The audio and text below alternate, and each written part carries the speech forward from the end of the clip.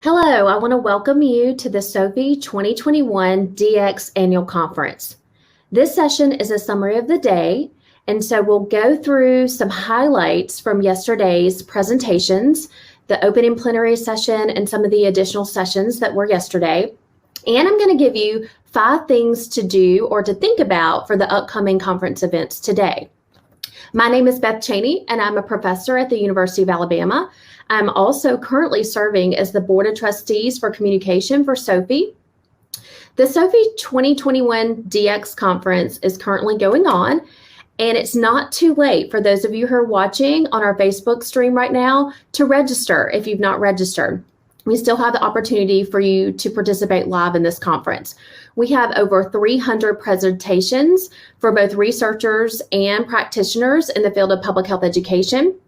These presentations are being presented in a variety of formats, from oral presentations to roundtables. There was a mini mentoring session yesterday. We have our student rapid fire poster session that I'm going to mention to you later today that we hope you participate in. So I'm just going to give you some highlights from yesterday's event and also some things I want you to consider for today. But before I do, I want to recognize our sponsors for the conference. As you know, no event like this would be possible without many sponsors and supporters. This year, we invite you to be sure to visit all the exhibitors in the Sophe Marketplace, where you'll find the latest tools, their resources. You can actually interact with our exhibitors and ask specific questions if you like. We want to also give our thanks specifically to SAGE Publications listed here, the National Commission for Health Education Credentialing, Ada Semigama, the Foundation for Advancement of Health Education, St. Louis University, Fairleigh Dickinson School of Pharmacy and Health Sciences, the James F. Sarah T. Fries Foundation and CDC Foundation. Please give them support and a round of virtual support today. And if you can, visit that marketplace. Now to some highlights from yesterday's events. We had Dr. Kama Scoffrey's presidential address. She shared challenges in implementation science related to equity and how we need to bring attention to micro-level factors related to history, to culture, economics, and policy. Advancing implementation science is a new frontier, and it's imperative for achieving health equity. She mentioned that using evidence-based, the CHEST and MCHEST competencies is incredibly important to share with students and educators for implementation through that equity lens. We now have a short video from Dr. Scoffrey's presidential address that we'd like to share.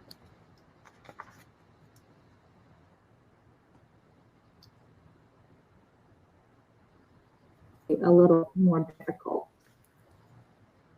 Here I try to emphasize some of these areas, and I have citations throughout, so if you're interested in reading some more, please feel free to do so. One of the first things that we notice is that there's limited evidence base. So here, some of the evidence-based interventions that we have do not address all populations, and they might lack diversities in terms of context, rural health, and other populations. So if you did get the chance to view Dr. Scoffrey's presidential address, you'll have that opportunity as a registrant of the conference. You can go back and view that. Also, Sophe presented its Honorary Fellow Award to Dr. Anthony Fauci, Director of the National Institutes of Allergies and Infectious Diseases. The Honorary Fellow Award is Sophe's highest honor, presented to a non-member who has made significant and lasting contributions to health education and the public's health. Also yesterday, during the opening plenary session, we heard a remarkable keynote address from Dr. Kamara Jones. She gave a passionate presentation focusing on racism as a public health issue. She indicated that racism denial is prevalent, and in 6 months, we may go back to the sleepiness of racism denial. She used this restaurant scenario to depict doors of racism. She indicated that we need to act to break down the doors of racism. If we start acting, we won't forget why we started to act in the first place. She also indicated we need to lean in. And she meant to lean in if you feel uncomfortable. If you're uncomfortable, you're on the edge of learning and growing and dismantling the current system. Dr. Jones highlighted the importance of acknowledging racism as a system and with the need to focus on the structure. She provided insight on developing levels of intervention to dismantle and train others to be anti-racist. In her talk, she posed a very important question. She asked, how is racism operating here? And it began to identify mechanisms such as structures and policies and practices, norms and values for how it operates. She provided her own definition of health equity as a process. She indicated it is assurance of the conditions for optimal health for all people. And to achieve this, it takes valuing all individuals and populations equally, recognizing and rectifying historical injustices, and providing resources according to need. We now have a clip from Dr. Jones's plenary session yesterday.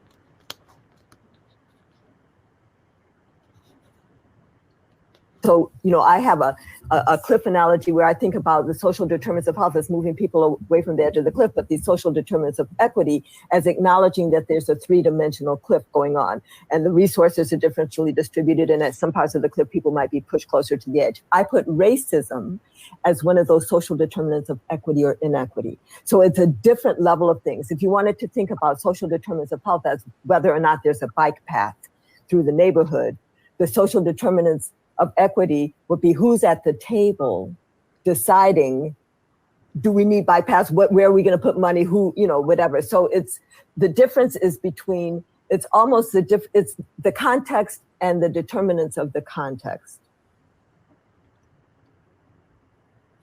Great. Another highlight from this week was that Sophe kicked off the conference with the first digital student health eduthon. This is a competition for health education graduate and undergraduate students. We had 8 teams from the following institutions participate. We had team from the University of Indianapolis, Western Michigan University, Arizona State University, Wayne State University, the University of Alabama, Mississippi State University, and Claremont Graduate University. The winners of the first ever Sophe Health Eduthon will be announced at the Sophe Award Ceremony, which is today at 5:30 p.m. Eastern Time. Also yesterday, we had over 60 certified health education specialists join us for a virtual coffee chat with one of our sponsors, the National Commission for Health Education Credentialing. It was a great time for networking among our certificate holders. Also yesterday, there were several sessions that really highlighted the important work of public health education specialists on the front line of the pandemic. In a session titled Prevention, Communication, and Resulting Behaviors from COVID-19 Pandemic, there was an important discussion around the work that health education specialists are doing with the community partners to really elevate the impact of health and behavior change, especially in the middle of this global pandemic. It was noted that the use of social media has been instrumental in promoting health messaging and transforming really the health systems change that we need to see. There was another session yesterday on using e-health as a mechanism for reaching out to various demographics. And this session really showcased presenters working in the areas of mHealth and eHealth and telehealth with aging populations, actually any population. And there was a great discussion around implementation science, which was mentioned in Dr. Escoffery's presidential address as well. And just really the importance of addressing barriers to providing effective mHealth, eHealth applications in communities. And guys, there was a dance party last night, I heard as well, and I think that went really well. If you did attend the dance party, I would love to hear in the chat or in the comment section how that went and how you enjoyed the dance party. Okay, 5 things you need to know for today. So the first thing is you can earn over 59 continuing contact hours during this conference. And if you've not registered yet, there is still time. Secondly, our next plenary 3, is the James F. and Sarah T. Fries Foundation CDC Foundation Award and Lecture. And this is called Spinning the Native Web, Increasing the Presence of American Indian and Alaskan Native Investigators in Scientific Workforce. Our presenters are listed right here on the slide, and you're going to get to hear from all of them momentarily. Also, we want to remind you to participate in the Partner Playground. We ask that you consider participating in our communities of practice. Also view the rapid fire posters today that are available to everybody. Students, make note, you can network in the Student Networking Lounge. So you're just going to go on the Elevate site, find the Student Networking Lounge, and that way you can interact with students virtually that are also participating in the conference. And we have the Health Literacy Walk and Learn. Please don't forget the Sophe Award ceremony that is tonight, 5:30 to 6:30 p.m. Eastern Time. And I want to note it, just make note of our social media ambassadors. We're asking that you please follow these professionals and just thank them. I want to thank them for their great tweets and the posts that they're putting on Instagram. I think it's really providing opportunities for those in social media to see what's happening with the conference, and there's so much going on. So please thank you. Take note of who these individuals are and follow them on your social media site. Also, we have quite a dynamic and diverse number of sessions. And so the best way really to customize your learning opportunity is to download our mobile app. So you have the QR code here that you can pull out your phone right now, click on it, download the app, and it provides you with lots of opportunity to understand all the different sessions that are happening, and you can customize what sessions you attend throughout the day. If you have not registered yet for the Sophe 2021 DX Conference, it's still time. You can still register. You can use the QR code here to register and earn your 59.25 continuing education contact hours by participating in all these remarkable sessions that we've seen and will continue to see over the next few days. So I just want to thank you, and I want to introduce you for the next session. We have Dr. Deborah Fortune. Dr. Fortune is the moderator for our upcoming plenary session. Dr. Fortune is the professor in the Department of Health Education at North Carolina Central University. Prior to her current position, Dr. Fortune was director of the National HIV Project with the American Association for Health Education. She is also our incoming president of Sophe and will be moderating the upcoming plenary session. So without further ado, I'll turn it over to you, Dr. Fortune. Good morning, everyone, and thank you, Dr. Cheney. Thank you for that summary of day one of our conference. I was at the dance yesterday evening. It was wonderful.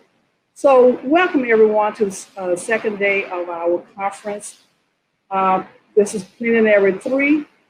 During this session, we will talk, this session is about the James F. and Sarah T. Fries Foundation and CDC Foundation Award. And the lecture, which is supported by the Centers for Disease Control and Prevention Foundation.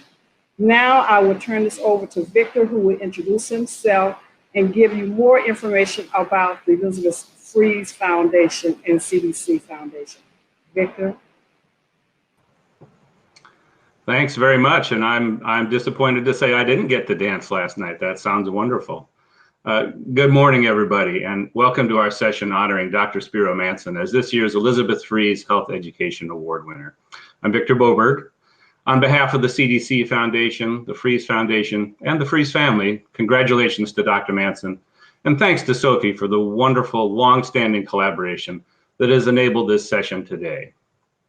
Here to introduce the award itself and to introduce Dr. Manson is Dr. Valerie Bluebird Jernigan, Professor of Rural Health and Executive Director of the Center for Indigenous Health Research and Policy at the Oklahoma State University Center for Health Sciences. Enjoy.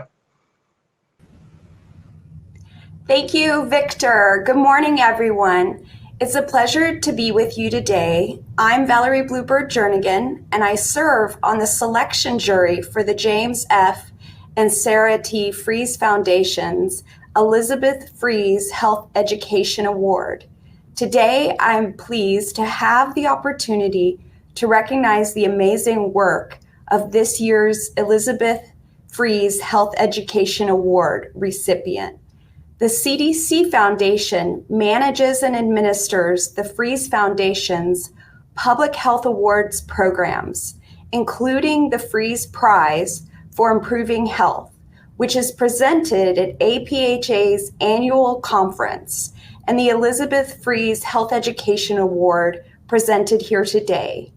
The CDC Foundation was created by Congress in the 1990s to help CDC save and improve lives by unleashing the power of collaboration between CDC, philanthropies, corporations, organizations, and individuals to protect the health, safety, and security of America and the world. The strong connection between the Freeze Foundation and the CDC Foundation continues to be a wonderful partnership for both organizations, as well as for the Freeze Public Health Awards programs. In addition to recognizing the CDC Foundation, I also want to thank the Sophe team for having us here again this year, albeit virtually. We all value the long-standing relationship with Sophe, and we also thank you for your work, raising awareness about the important connection between behavioral sciences, health education, health promotion, and the surrounding environment. The Elizabeth Freeze Health Education Award recognizes a health educator, broadly defined, who has made a substantial contribution to advancing the field of health education or health promotion through research, program development, or program delivery. As Victor mentioned, Jim and Sarah Freeze created the Elizabeth Freeze Health Education Award in memory of their daughter, Elizabeth Freeze. The Freeze Foundation has sponsored this award to recognize individuals and their contributions to health. We are grateful to Jim and Sarah Freeze for their steadfastness in honoring public health heroes. The Freeze Awards are a powerful way to recognize those who have made such a difference in the lives and health of others. Since 1992, 29 individuals have been recognized as Elizabeth Freeze Health Education Award recipients, including, most recently, Robert Kaplan, Shariki Kumanyika, John Allegrante, and in earlier years, Andrea Gillon, Wafa El Sadir, and Kate Lorig. Recipients of the Elizabeth Freeze Health Education Award receive a $25,000 prize. Dr. Spiro Manson, this year's recipient of the Elizabeth Freeze Health Education Award, is a leading authority on American Indian and Alaska Native health. He is being honored for his outstanding contributions to American Indian Alaska Native health by increasing resources, improving research and training, and elevating the quality of health services to tribal communities. Dr. Manson is a distinguished professor and the Colorado Trust Chair in American Indian Health at the Colorado School of Public Health at the University of Colorado Anschutz Medical Campus, where he directs the Centers for American Indian and Alaska Native Health. Dr. Manson and his colleagues established the Centers for American Indian and Alaska Native Health, which is widely recognized as the premier venue for addressing population health matters faced by Native communities. Over his career, Dr. Manson has addressed the challenge of bringing culturally appropriate health education grounded in evidence from community participatory methods to address the challenges faced by American Indian and Alaska Native communities. In this work, Dr. Manson has developed methods for research with tribal communities. He's established model approaches for mentoring Native researchers and advanced and evaluated innovative solutions to problems such as substance and alcohol abuse, suicide, and behavioral and mental health issues that have affected generations of American Indian and Alaska Native people.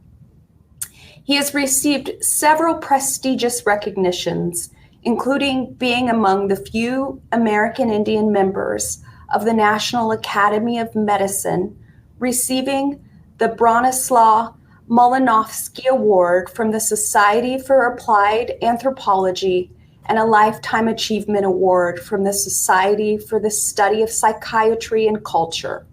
In 2019, he was honored with both the Carl Taube Award for Lifetime Contribution to the field of mental health from the American Public Health Association and the National Institute of Health's History Maker in Minority Health and Health Disparities Research. On a personal note, I am one of Dr. Manson's mentees. I began working with Dr. Manson as a postdoctoral scholarship and then as a junior investigator as part of his Native Investigator Development Program. Dr. Manson provided me with the skills and training that I needed to be successful as an independent researcher.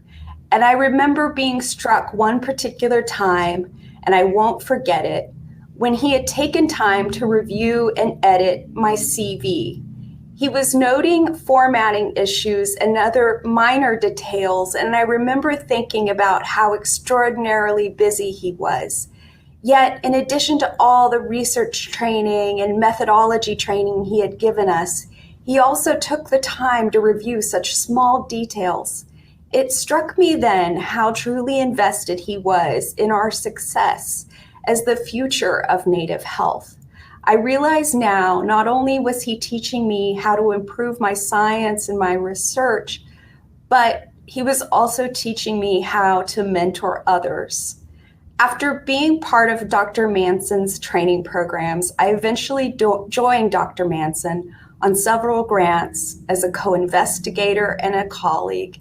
And this is where I've benefited perhaps the most from Dr. Manson's work. Because there are only approximately 9 American Indian principal investigators when Dr. Manson began his career, he trained most of us. And the national network that he created really became the field of Native health. The groups of trainees over the years have become my colleagues, fellow researchers across various universities that support and sustain my research and actually allow me to do it successfully from Choctaw Nation here in Oklahoma, my home place. Spiro's achievements are well known, but I think what matters most is how Spiro paved the way for others like me to work in this field and to thrive. The care and intentionality he put into truly thinking in a 7 generations way. His work benefits Native communities, and it has also benefited our future generations. He has created a legacy that is truly unmatched by anyone. I am so grateful for Dr. Manson's contributions to support the American Indian and Alaska Native populations, and I am honored to present this award to him.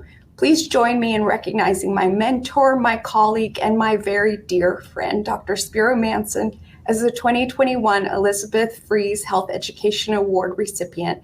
It is my pleasure to welcome you, Dr. Manson. Well, thank you, Dr. Jernigan. Miigwech, in the language of my people from the Eastern Woodlands and the Algonquin forests. I appreciate deeply your kind remarks and those of Dr. Boberg as well.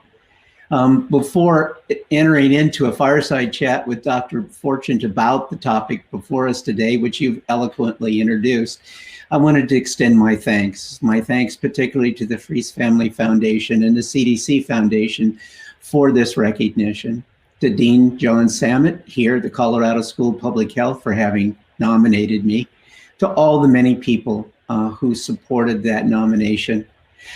I'll return in a few moments as Dr. Fortune and I begin our conversation to my grandmother, Florence, who was full-blooded American Indian from the Turtle Mountain reservations, and some of the great insights and wisdoms that she shared with me and that have propelled my career over the last 4.5 decades. But I thank her as well as my parents, Barbara and Spiro. None of the three are any longer with us today in body, but they certainly are here in spirit. I'd like to thank my children, Tricia, Tony, and Quinn, for their unflagging support during all the years when, as everyone on this webcast knows, we spent inordinate amount of time investing in our professional lives, and that they were extremely indulgent in those investments on the personal side as well. And also, too, my spouse and long-term colleague of 30 years, Dr. Deidre Buchwald. And though Valerie's comments about my personal contributions to the scientific workforce in terms of American Indian Alaska Native investigators, my spouse in this particular arena has had equal contribution, and it's been a delight and a privilege to work with her in contributing to the growth. And at the table, and I'll talk a little bit about that in a few moments, as Dr. Camera Jones anticipated in her remarks, in terms of leadership around science and the local benefit of that science for our people. And ultimately, the tribal communities and other colleagues, in addition to Dr. Jernigan, with whom I've had the honor of working these many years, who have expanded my horizons. I want to end on my thanks in terms of noting a particular passage that we have in Native communities. It's called "The honor of one is the honor of all." It recognizes that the individual accomplishments of a single person are really the sum of all of those with whom he or she has had the privilege of working in these years. So Miigwech, thank you to all of those individuals in making today possible.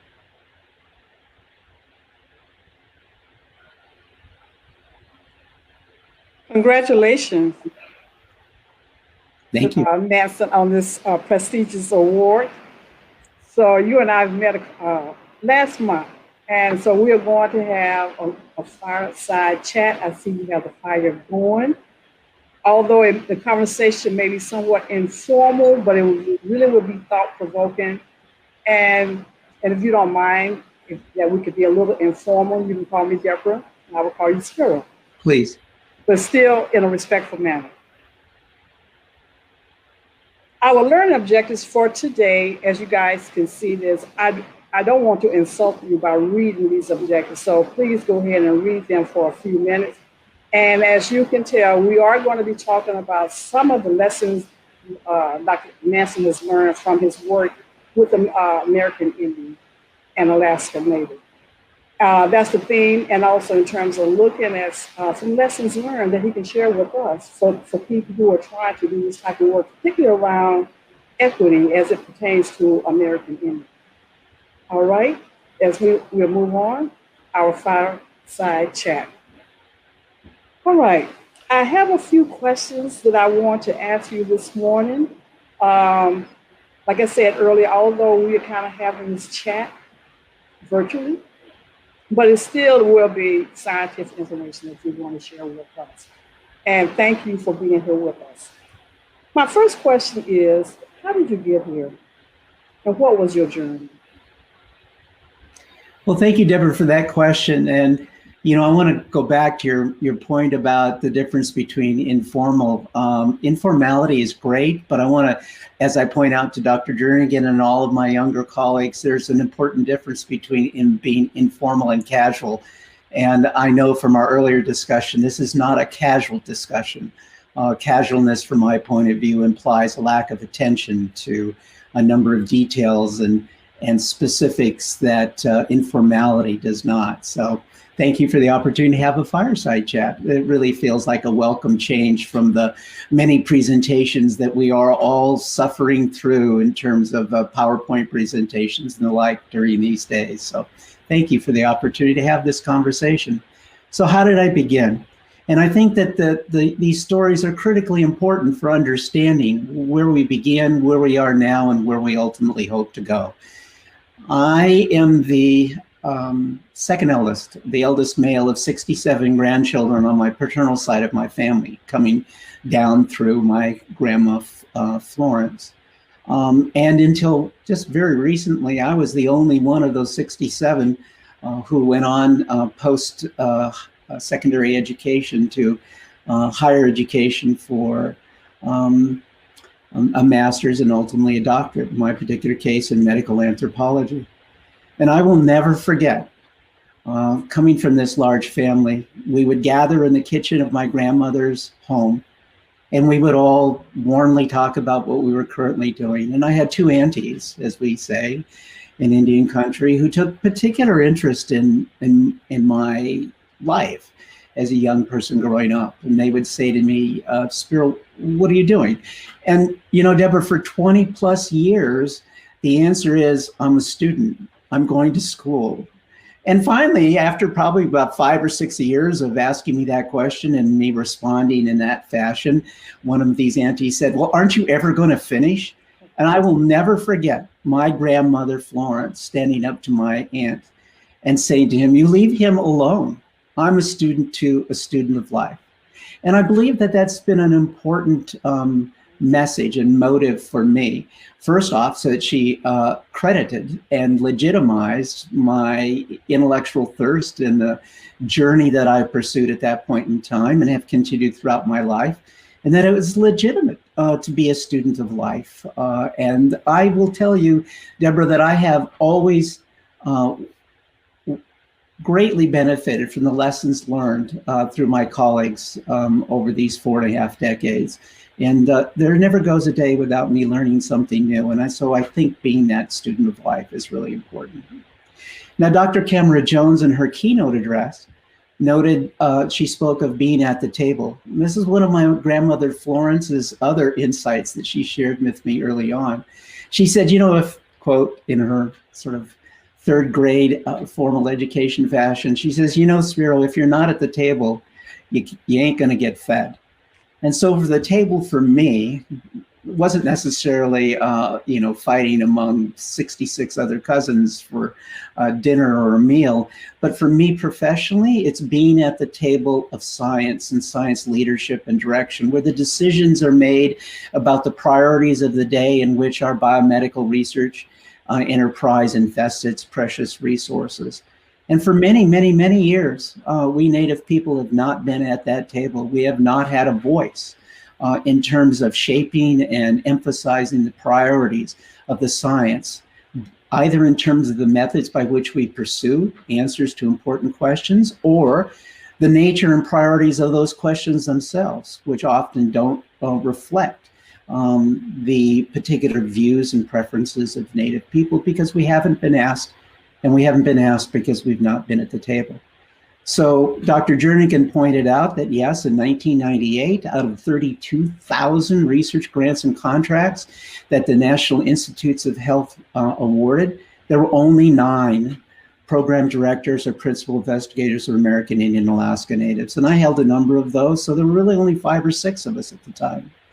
I couldn't be more thrilled by pointing out that Dr. Kathy Etz from the National Institute of Drug Abuse did a reanalysis of the American Indian Alaska Native Program Directors and Principal Investigators in 2016. And she found that there were more than 120 who were then and are now Principal Investigators or Program Directors. That's a really dramatic change in 20 some years. It's not enough, but it indicates that, in fact, we're finding a place at the table for us. And I think it is beginning to reshape the ways that we think about the questions of interest and priority, the kinds of theories that underpin them, the methods by which we pursue answers to those questions, and as importantly, the manner in which we involve and engage Native voices in this enterprise. And I think to the benefit of the science, as well as to local meaningful applications.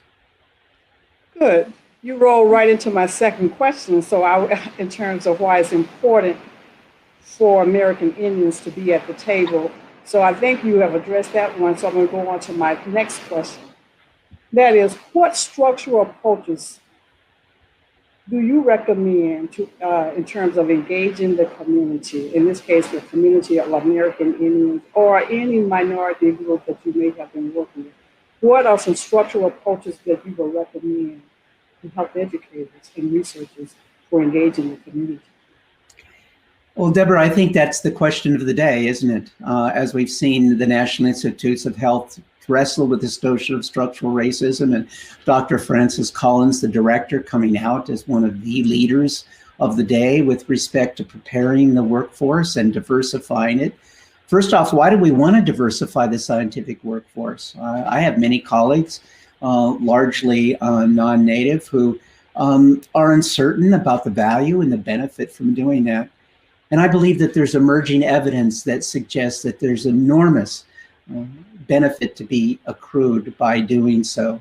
When we look at the nature of that emerging evidence, we see that as we diversify the teams, which are becoming much more the way in which we pursue science today in terms of these team-based approaches, that the nature of the questions are more diverse, that we ask new questions, that we have a greater prospect of unique discoveries by increasing the diversity of our scientific teams. We see also that the kinds of insights that follow are richer and better in terms of how they address the original questions, that they improve our theoretical frameworks that guide our pursuit of answers to those questions. And in the most concrete terms, they increase the scholarly productivity of those teams. So I believe it's really important that we continue to invest in the diversification of our scientific workforce, not only because of matters of health equity, social justice, but it just makes sense for improving the science and the enterprise by which we pursue answers to those questions. You know, there are many, many issues that face us structurally that constrain the ability to diversify our scientific workforce, whether you're talking in terms of American Indian Alaska Native scholars or the communities from which we come. There are the levels at the individual in terms of working with younger colleagues. Now, Dr. Jernigan is no longer a younger colleague. I suppose she is chronologically, but though her generation and the generations that have come that she is preparing, we face a number of structural constraints that keep us from capitalizing on the opportunities that many others have. Just at the level of the individual, and the programs that Dr. Buchwald and I have been involved in is focused on first ensuring that these younger scholars themselves are equipped with the tools by which to succeed in early careers in the academy, as well as becoming NIH-sponsored researchers. They don't know, for example, for the most part, what particular kinds of tools are necessary, whether it be in terms of the science itself or the way in which to craft a persuasive application to engage others in assuming that their work is important, relevant, timely, and feasible. They don't have those kinds of tools for the most part. Why don't they? Because for the most part, the opportunity structures for their exposure and acquiring those kinds of skills are largely closed to them. So we have focused over the last 30 years on equipping our younger colleagues with those skills.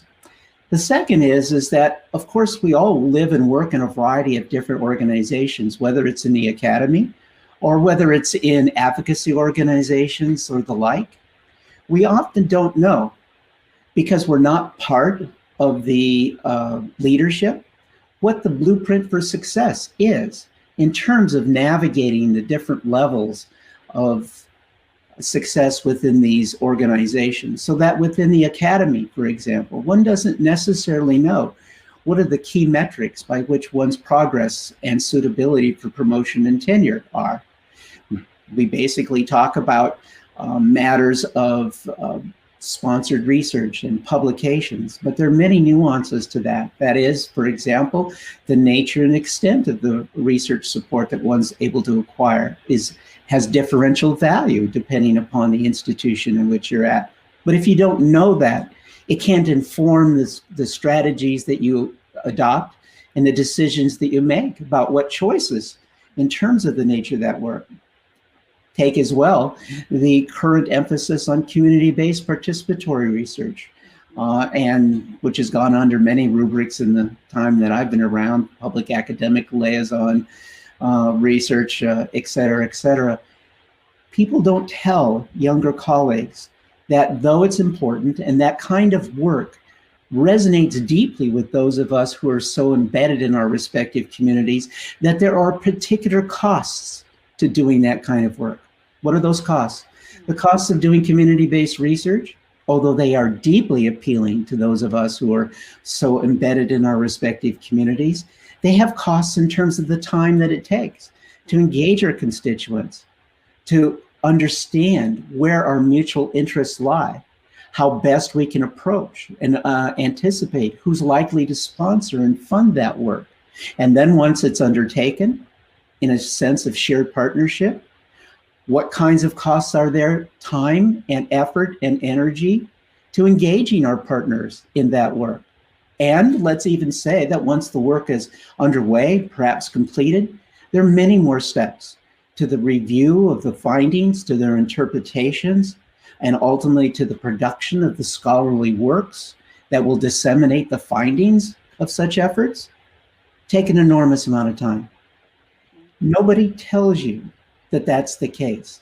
Moreover, nobody tells you that in fact, when you come up for promotion and tenure review within your respective institutions or universities, that in fact, that these latencies, these delays, very important and understandable, are not often recognized, not credited, and also because of the nature of the work that we may do, the kinds of questions that are asked, methods that we employ to address those questions, may not find their way for a variety of reasons, largely because of elitism within the scientific enterprise, into the most prestigious or high impact journals.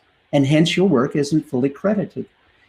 So those are some of the major things about the blueprints to success that many, many American Indian, Alaska Native young scholars don't know, and our counterparts in other populations as well may not know. And these are really important structural issues. But there are other kinds of structural constraints, Deborah, that are work. I'm reminded of the work of a social psychologist from the early 70s. His name was James Gibson. And he talked about an infant, perhaps 7, 8, 9 months of age, who was becoming a competent crawler, when at the bottom of a stairwell, going up 8 to 10 steps to the next landing, was faced with steps that are 3 to 4 feet in height. Now, this infant was a competent crawler. He or she could race all over, stand up, et cetera, et cetera. But the nature of the steps in the stairwell were so high that regardless of how competent a crawler this infant is, he or she couldn't manage to ascend the stairs. And our institutions are like that, like those 3 to 4 foot steps in an apparent stairway up to the next level. And so as much as we equip our younger scholars with all of the skills to become competent writers and communicators, really competent scientists, et cetera, unless the environments within which we work recognize and accommodate our abilities and the mastery of those skills, we will always have this difficulty.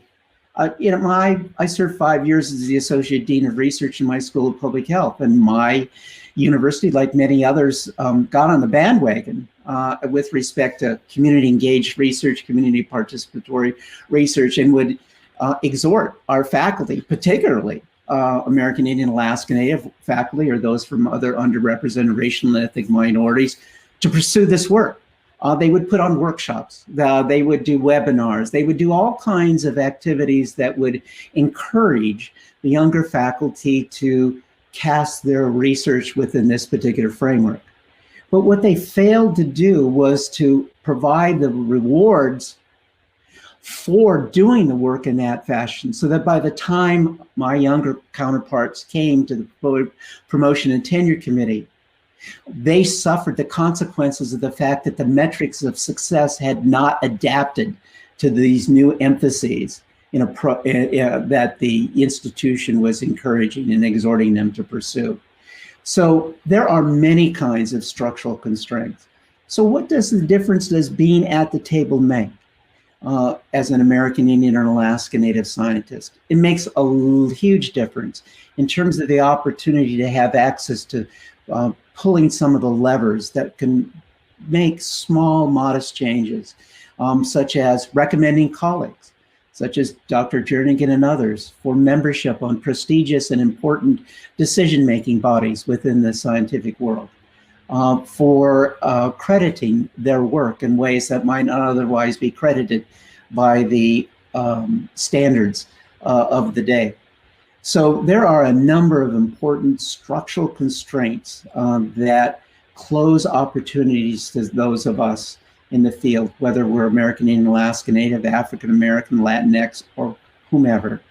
And it's by being at the table and having an opportunity for changing the culture and the climate of the discussions at those tables that hold the greatest promise.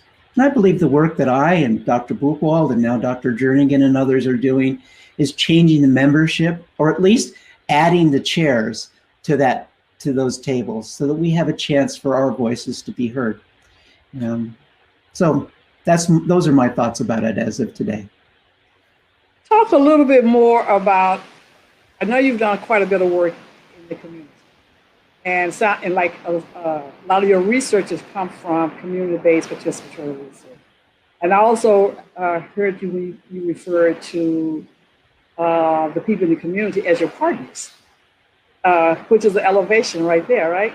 So would you share with us a little bit about how you were able to get into the community and to engage the community? Of course. Thank you, Deborah. I will never forget, here I was, a young medical anthropologist in 1979, working with a dear friend, James Shore, and I believe his family was invited and may be viewing today. And I want to thank the Shore family as well, Chris, Jay, Lenya, and others, because her husband and their father was instrumental in my professional development. I'll never forget, Dr. Shore and I were joining together on a study of the mental health of American Indian people, trying to address the question of, to what extent is depression present in American Indian, Alaska Native communities? What is the meaning that people attach to that? What consequences does it have for the quality of their lives individually, in families and communities? And we worked among the Hopi, among 3 other tribal communities. And as a medical anthropologist and somebody brand new and wet behind the ears, I was deeply engaged in interviewing a number of Hopi community members. And I'll never forget working with a Hopi older community member, a woman who was well known in her community. And as we were talking, she says, "Why are you doing this?" And I said that I was American Indian and a medical anthropologist in the Department of Psychiatry. And I thought there were some important insights that we Native people could provide the psychiatric endeavor in terms of diagnosis and treatment. She says, "Oh, American Indian." She says, "You know, what tribe?" And I told her I was Pembina Chippewa from the Turtle Mountain Reservation, North Dakota. And she says, "Oh, well, that's nice, but it's too bad you're not Hopi." And, you know, what that drove home to me is that at one level, though we shared enormous commonality in terms of our lived experience, there are differences among all of us as a matter of the human condition. And it doesn't matter if you're African American from the Caribbean or from West Africa or from Alabama, you still, or American Indian from Hopi land, from the eastern woodlands of Minnesota or North Dakota, you still have to develop a capacity to discover in an empathic and respectful way, going back to your earlier comment about a respectful conversation, to learn what it means as best one can to be Hopi in this particular case, to recognize that just simply as a virtue of the fact that I'm Pembina Chippewa doesn't necessarily provide me any magical or intrinsic insight into her lived experience. But I also just learned at the same time that there are a set of skills that are possible to learn and to apply to everyday life, to get closer to an understanding of what being Hopi means, what being Pembina Chippewa means, and the difference or the similarities that may arise. And I believe that those kinds of skills in terms of empathic listening, switching the nature of the relationship, becoming her student, if you would, and enabling her to teach me as my grandmother Florence said long ago, being a student of life, are really critical to the kinds of skill sets that we need to acquire and apply, whether it be in our own personal or professional lives. So,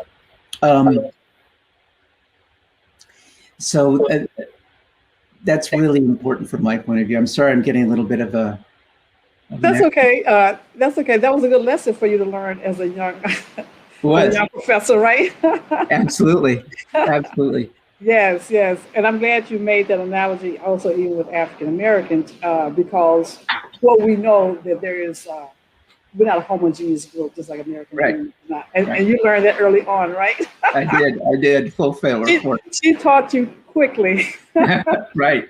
But you know, Deborah, when you talk about particular projects, there are 3 that I am so proud of having been a part that speak to the importance and the centrality of the application of that lesson. The first was working with American Indian, Alaska Native, Vietnam combat veterans in the early 70s, after 1975, when our veterans started, our military personnel returned to this country. They returned to a very different set of social circumstances. And unlike World War II or the Korean conflict, they were not welcome. And there were a lot of factors that placed them at great risk for post-traumatic stress disorder, substance abuse, and alcoholism. And Spark Matsunaga and Dan Inoue from Hawaii, both veterans themselves, recognized that on the heels of the Vietnam Readjustment Study, which demonstrated that African American and Hispanic Vietnam combat veterans were at much greater risk than their white military veteran counterparts for those kinds of conditions and problems. Senators Matsunaga and Inoue sponsored the Matsunaga study, which was basically a replication of that, but with American Indians and Native Hawaiians and Japanese Americans. And I had the honor of leading the American Indian portion of that. And I will never forget working with our colleagues. We worked with the 3 major Lakota communities in South Dakota and the Navajo in the Southwest, going into the Navajo community and working with their veterans and key stakeholders about the military experience, what combat meant to them, what kind of risk it posed in their day-to-day lives, and conducting key informant interviews and focus groups. And I will never forget the insistence on the part of leadership on Navajo saying, you need to study our traditional ceremonial practices. Now, I was a little anxious about that because I thought doing so was running the potential of compromising the secular and the profane. But they, Deborah, being a partner is about listening to your partners, right? And despite your trepidation, doing the best you can. So we entered into a study at the same time of looking at the difference that 13 tribal ceremonies may have made at the time with respect to deployment from their community into combat in theater in Vietnam and upon their return. And there I was during these ceremonies, counting sheep, looking at the Pendleton woolen goods and the other items that were traded between the families of these men who were suffering from that combat exposure with the hatle or the singers of those communities, and doing and quantifying the value of each of those. Why? Because the Navajo Nation insisted on it, because they wanted a rigorous assessment of the extent to which participation in those tribal ceremonies made a difference in the health and well-being of their veterans.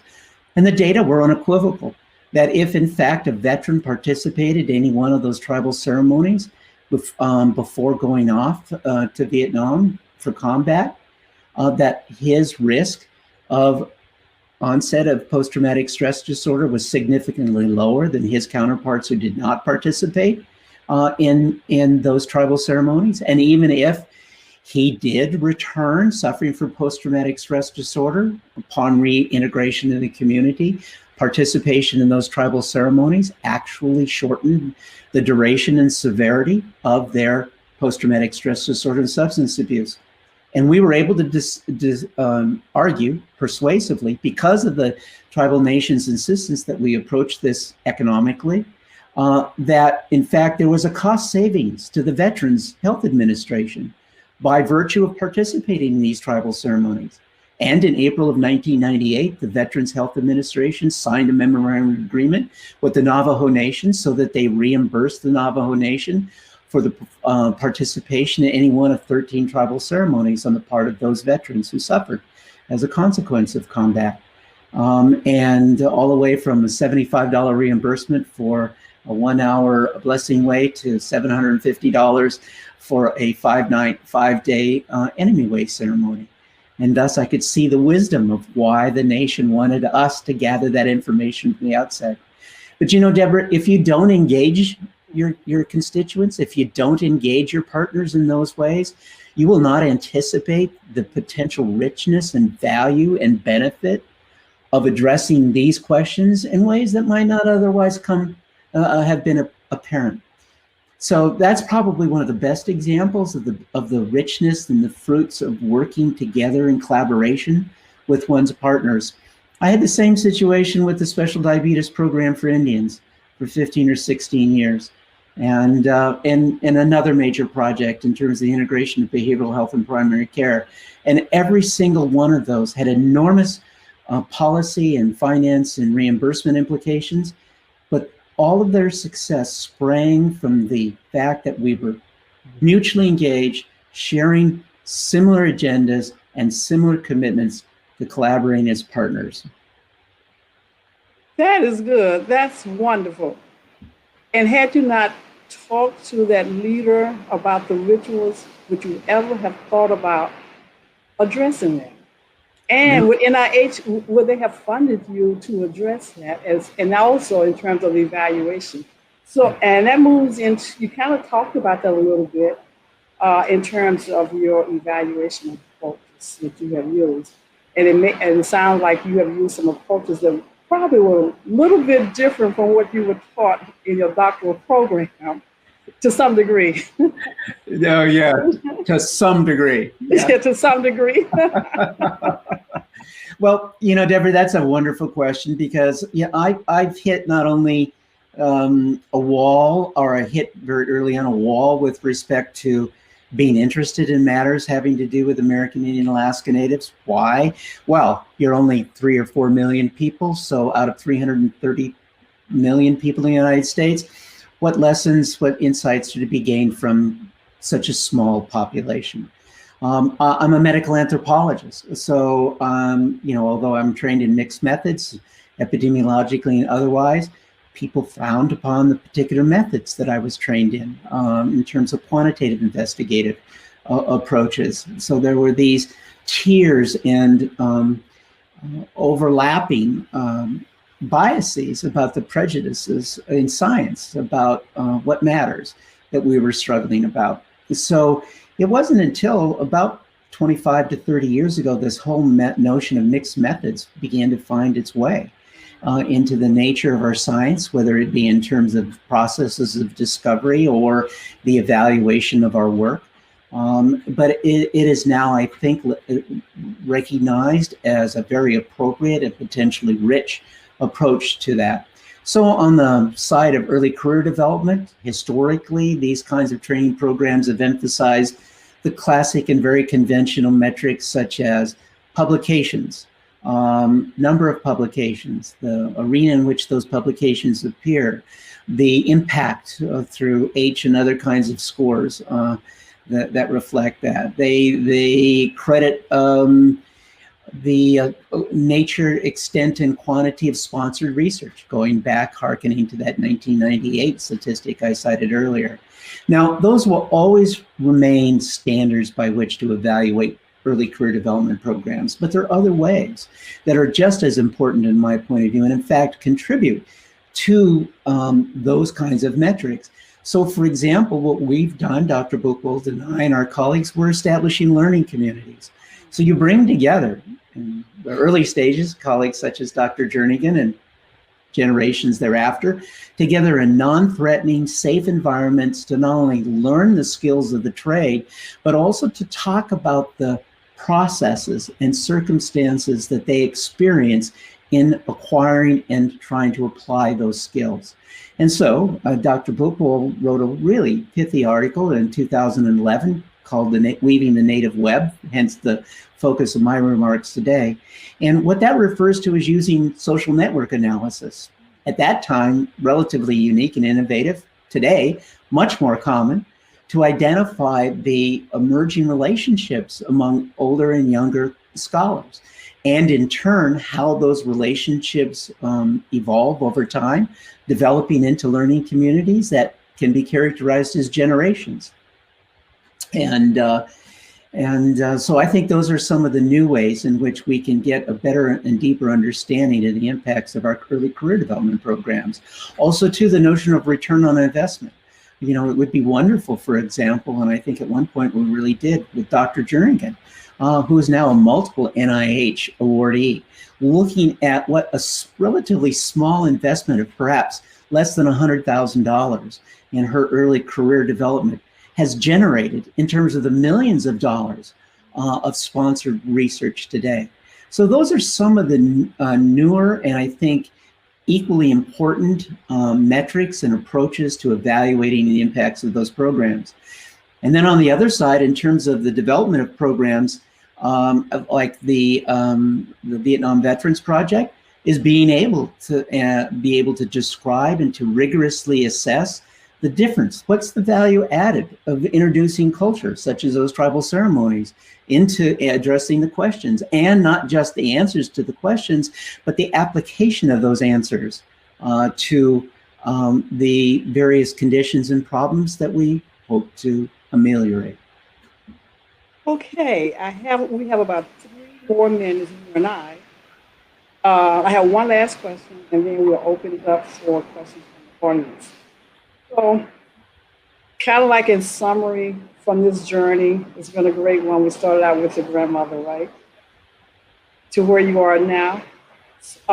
What a few lessons that you learned on this journey regarding health equity and inclusion that you can share with this audience?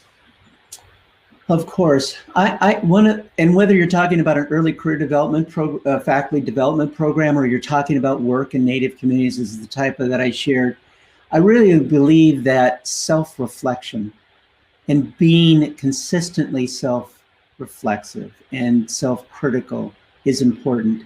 I believe it may have been, again, Dr. Camera Jones in her remarks who indicated that the challenge is to take yourself up to the edge of discomfort and understand what that discomfort is about. So I give you an example from my early days of training as a young doctoral candidate in anthropology.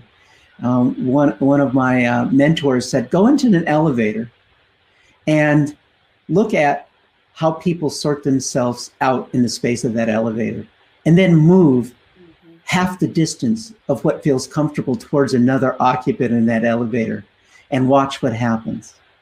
And what happens is you not only become discomforted, but you begin to violate implicit rules and regulations that regulate the way in which we behave in those circumstances. And I thought that was a really great concrete example that applies to all forms of human behavior, social and cultural, and that the ways in which we can systematically, respectfully and appropriately, but still systematically, discover what those rules are by mild violations that will provide us with insights into how we regulate our daily lives, our perspectives, the meanings that we assign to them, is one of the critical lessons that I've learned over time. And I believe that it has many, many applications across the areas that I've worked in. Another thing is the demystification of process and structure. I'm just struck how many of us in the academy, we have guilds. And part of the function of a guild is sort of to protect the secrets of membership. And I think that one of the lessons that I've learned is that there are very appropriate and instructive ways to demystify what that membership is about and the roadmaps to success, whether it be in the academy, whether it be in working with our stakeholders and communities. But they all are discoverable and they can be learned and applied. Thank you. I'm thoroughly enjoying this chat. I could continue on, but due to time. But we have, so now I need to take some questions from the audience, okay? So that kind of wraps up my questions. So the first one that we have from is, does your work involve collaboration with the Indian Health Service and Public Health Service? If so, have you seen any impact of your work change with the reduction of the public health service workforce? So I think we're looking at the collaboration of the, Right, with the Indian Health Service. And public health services. Yeah, I've had the great advantage of working with the Indian Health Service since I entered the field in 1978. And again, it's the people in our lives that make such a difference. There was a fellow by the name of Al Hyatt and Bill Douglas, who worked in the mental health programs in the Indian Health Service out of Albuquerque, New Mexico, who took me under their wings. And just as Dr. James Shore, who was himself initially as one of the first psychiatrists in the Indian Health Service in the Pacific Northwest, they helped me understand the ins and outs of the Indian Health Service, its mission and how that mission unfolded in the context of tribal communities and in promoting health and well-being.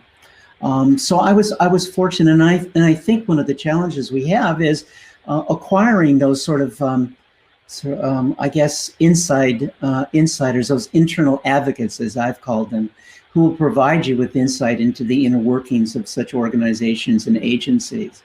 The Indian Health Service has undergone enormous changes over the last 40 years and 45 years that I've been in the field, moving from a direct service model, recapitulating the governmental, often patronizing approach to tribal communities through the 1968 Indian Self-Determination Act that began to open up the opportunities for tribal communities to either contract or compact. The latter means that they ultimately have control over not only the structure and financing of those resources, but the priorities at which those resources are invested. And looking at how those changes in the structure and financing of care have made a difference in terms of the quality of the lives and the sense of resilience and empowerment in tribal communities with respect to the control over their own health conditions and circumstances. Working closely with a number of colleagues in terms of the data available through the Indian Health Service.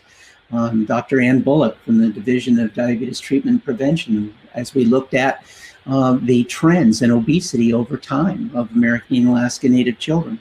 And then how we think about the relevance and the application and the points of intervention within the Indian Health Service in terms of those lessons learned. So yes, Indian Health Service has been a wonderful partner every step of the way. And like many federal bureaucracies, suffers its own constraints and limitations, but I think has worked very hard to move past those as best they can. Thank you. Okay, question number 2. Thank you for a wonderful lecture. I'm reading, you stress the importance of respecting tribal customs in collaboration. And here's the question. What else would you recommend to us as non-Native Americans in approaching tribal partners for research?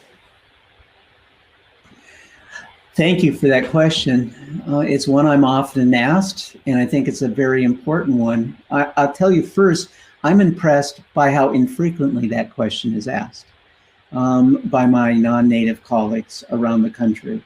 And recognizing that it should be asked is the first step forward in establishing these kinds of partnerships.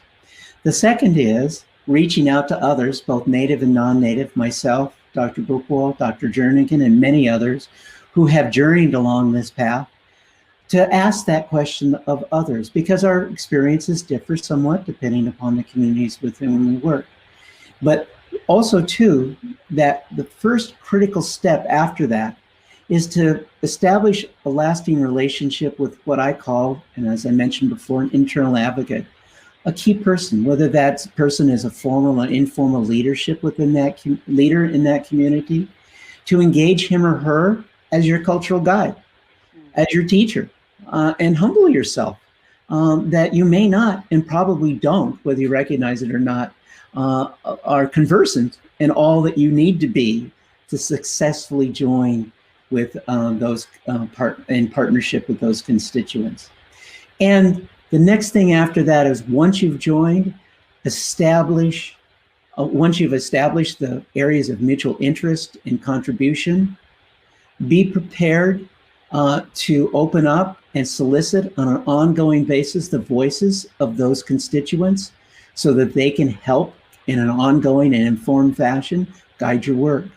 And ultimately, being there in the long run, to be their advocate as the data and the empirical work suggests, so that you can be a translator from that community to the policymakers and funders who hold the purse strings to either continue programs or justify new ones. That those individuals in your respective communities, tribal communities, may not be well positioned themselves to translate the findings of your joint work. But we have an obligation to join our key stakeholders, our constituents, our partners in that translation process and be prepared for the long run. Now, the Academy doesn't fund that. It's a matter of what its commitment and how you choose to honor the kinds of relationships you hope to establish. Thank you. Another question. This one's dealing with this digital era that we're in now. How do you see the access to health information and technology being a potential issue to health disparities in the indigenous population? Wow, these are wonderful questions, Deborah. So I've had the privilege since 1998 on the heels of our American Indian, Alaska Native Vietnam combat study, the Matsunaga study, to be involved in the development first of real-time virtual interactive telebehavioral health programs. We now have 12 telebehavioral programs across the country, from Alaska to the Northern Plains and elsewhere. We see several hundred American Indian and Alaska Native patients, no longer just veterans, but their family members, as well as others in residential treatment programs. I think of it as one means by which we can close the gap culturally, as well as in terms of geography and distant access to resources. And that is not meant to replace, but to augment and enhance the kinds of clinical services that are available. We've also done things like home-based monitoring remotely of various conditions, post-traumatic stress disorder, cardiometabolic health, and capitalizing on these technologies to provide us with more rapid, more engaged interaction with patients. Then just simply face-to-face means alone.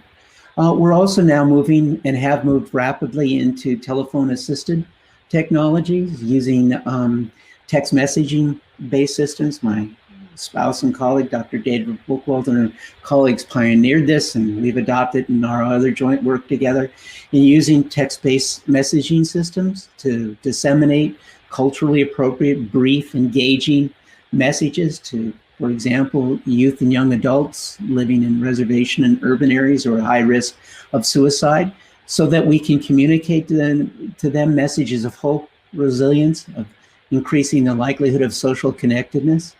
So there are lots of ways in which to employ these technologies, not to supplant, not to substitute for, but to enhance the tools we already have, and to do that in a thoughtful and supportive fashion. We have still some digital divide in our communities, but not as bad as it once was. On a closing note, Deborah, one of the fascinating things that's happened in the last 10 years for me is when I give talks, particularly when we're allowed to be face-to-face and I have an audience that includes elders and their cell phones going off during my remarks, and having to train myself to ignore that and to smile internally at this emerging role of technology in their lives and all of our lives. It's sort of delightful in some sense, although a bit distracting when you're trying to give a talk. I know exactly what you mean. One last thing, I think we have 1 minute. I'm going to shorten this question. Can you, what are ways, maybe give me one. What's one thing that Sophie could advocate for other than funding to advance Native American research? Maybe one thing you can give us. Yeah, and you know, Deborah, I wouldn't that Sophie can do. Yeah, I wouldn't have named funding. I think reaching out. I have young American Indian Alaska Native people reaching out to me all the time, asking, what are the opportunities? What are the pathways that are available to me? Are there role models of, you know, other Native people? I mean, look, I'll be 71 next month. My opportunity to be at least chronological proximate role model to these 19 and 20-year-olds is fast fading. But they're looking for role models, old and young, along these developmental trajectories. I think Sophie, by opening up and engaging these younger colleagues, working with SACNAS, the Society for Advancement of Chicano and Native American Science, or ACES, the American Indian Society for Engineering and Science, working with those more Native-focused organizations to highlight these career opportunities in health education and the importance of public health education for the agenda that we share, I think would be my strongest recommendation to Sophie. Well, thank you very much. I've enjoyed this conversation. And again, congratulations on this prestigious award, and also for giving us some things to think about and to ponder, and give us some recommendations that we can do. Thank you. Pleasure's mine. Thank you for the conversation. All right. Okay, we'll move forward. I think, as you can see in terms of this announcement, please, the deadline for nominating someone for this award is May 7th, and the winner will be selected on June the 5th, okay? Don't forget about the continuing education hours, but you must complete the evaluation form. All right, thank you. Our next session will start at 12:30 p.m. I won't read through the different ones, but please follow us on social media. And thank you very much for your attendance.